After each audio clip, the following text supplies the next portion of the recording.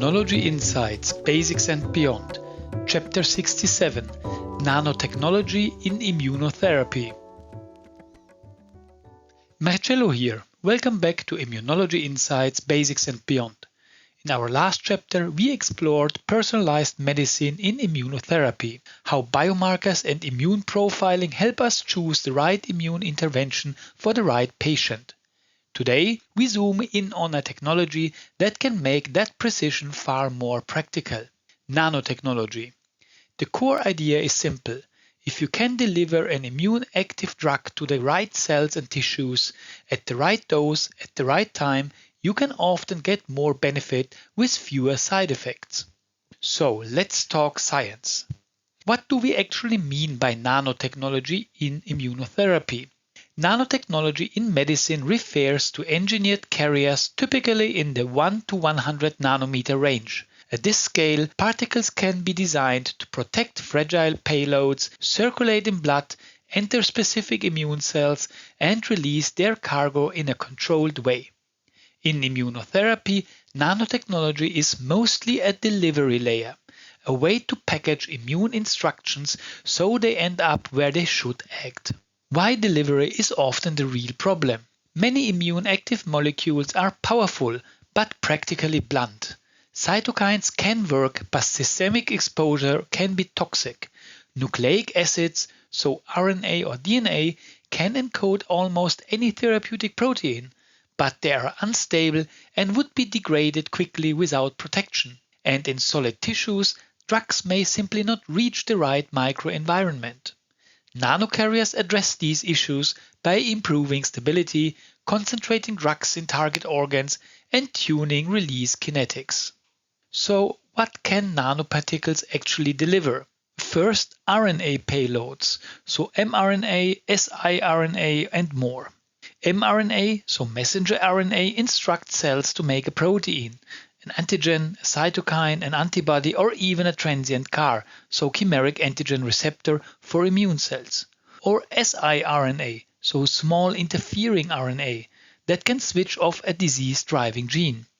A key clinical proof point is patisiran, a lipid nanoparticle, so LNP formulated siRNA drug that reduces transthyretin production in hereditary transthyretin amyloidosis, a rare, progressive, and fatal disease where misfolded transthyretin proteins produced by the liver build up in tissues primarily and damage the heart, nerves, and gastrointestinal tract.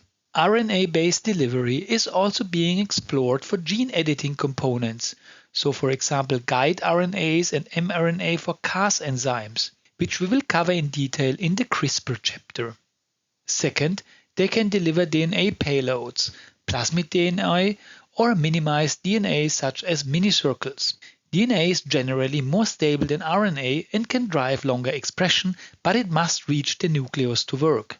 LNPs, so lipid nanoparticles, can deliver circular plasmid DNA in preclinical vaccine settings, showing that DNA in LNP is feasible. A related concept is minicircle DNA, a minimized vector that is designed to remove most bacterial backbone sequences. This can improve expression and reduce inflammatory signals from bacterial DNA motifs. For immunotherapy, DNA delivery matters because it can encode antigens, cytokines, or receptors, and it can also act as a template for more durable cell engineering when paired with suitable integration systems. Third, nanoparticles can deliver protein payloads, so drugs, antigens, and immune modulators. Nanomedicine is not only nucleic acid. Protein or protein-bound nanoparticles can improve pharmacology of difficult drugs. A classic example is albumin-bound paclitaxel or Abraxane, an improved nanoparticle formulation used in multiple cancers.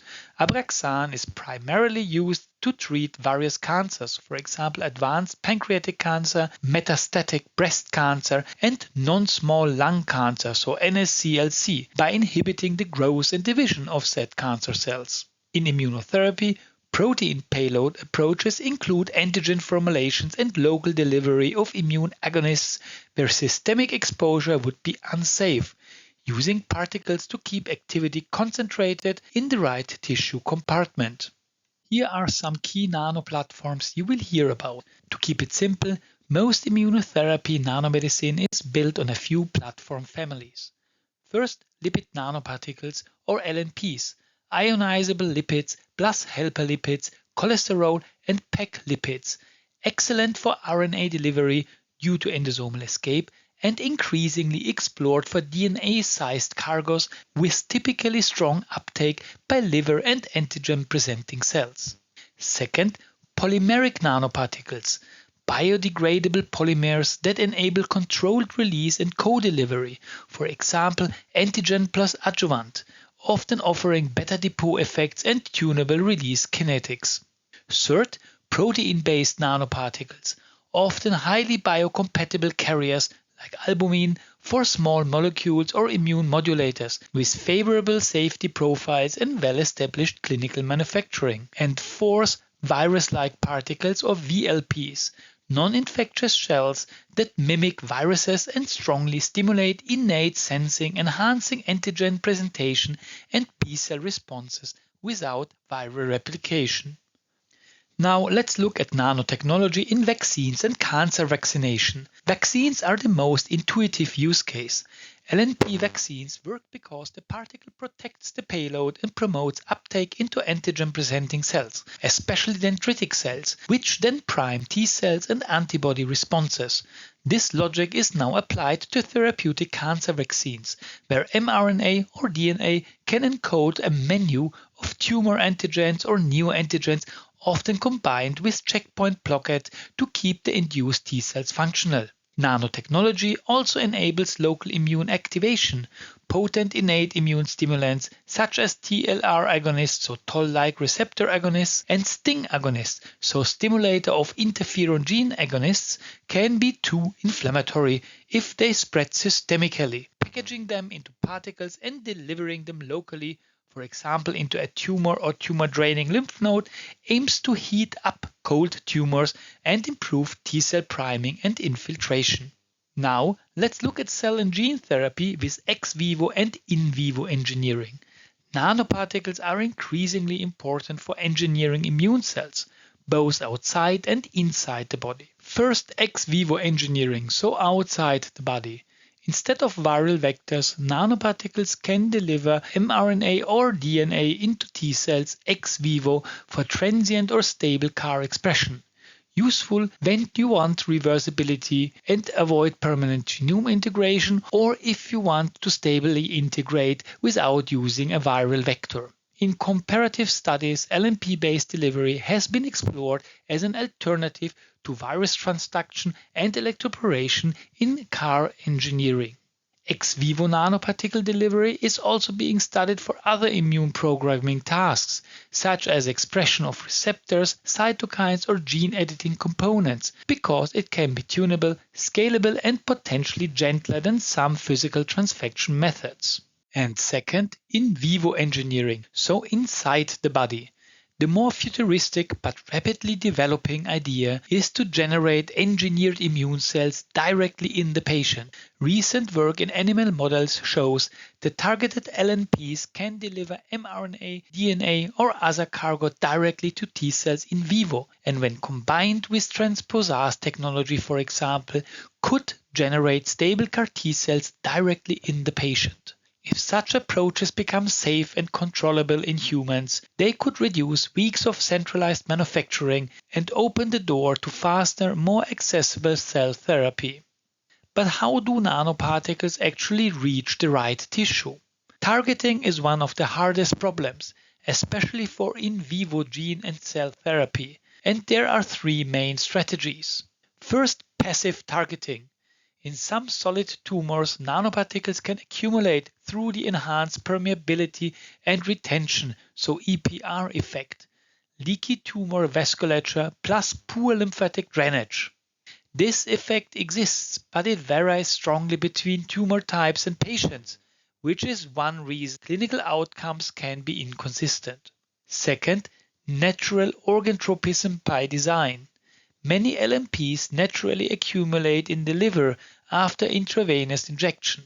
A key mechanism is adsorption of apolipoprotein E or ApoE in blood, which promotes uptake by hepatocytes via LDL receptors, useful for example in liver-directed RNA therapies, but a limitation if you want to target other organs. By changing lipid composition, charge and PEG content, researchers can shift biodistribution toward lymph nodes, for example, spleen or other immune-rich tissues. Lymph node targeting LNPs designs, for example, are being explored for vaccine applications. And third, active targeting. Particles can be decorated with ligands or antibodies to bind receptors on specific cells, such as antigen-presenting cells in lymph nodes or particular immune subsets. This is powerful in principle, but it must overcome real biological filters, opsonization, clearance by macrophages, endothelial barriers, and tissue architecture. Now let's look at the clinical relevance, or where this technology is already real. Nanotechnology is central too. First, nucleic acid nanomedicines, including LNP mRNA vaccines and LNP siRNA therapies. Second, nanoparticle drug formulations like albumin-bound paclitaxel in oncology. And third, a growing pipeline of nanoparticle cancer vaccines, intratumoral immune agonists, and emerging cell and gene delivery systems in clinical trials and preclinical development. Of course, we also have to look at safety and limitations. The immune system notices nanoparticles. Key issues include innate immune activation, complement activation in sensitive individuals, and clearance by liver and spleen macrophages, and especially for solid tumors, limited penetration into dense stroma. For nucleic acids, there is also a crucial design choice around duration, sometimes transient expression, so with mRNA is safer, sometimes longer expression, so with DNA is desired but harder to control and may require stricter safety engineering. To conclude, nanotechnology in immunotherapy is at its heart a precision delivery strategy. It can carry RNA, DNA or proteins, improve stability, concentrate immune signals in lymph nodes, tumors or specific organs, and enable both ex vivo and in vivo immune engineering. Importantly, it shifts the question from "do we have an immune active drug?" to "can we deliver it to the right place safely?" In our next chapter, we will go one step deeper into the future toolbox. CRISPR and gene editing in immunotherapy, how rewriting genetic programs can reshape immune cells, tumors and even tolerance itself. Before closing, I have a small request. If you enjoyed my content and want to hear more, please like and subscribe.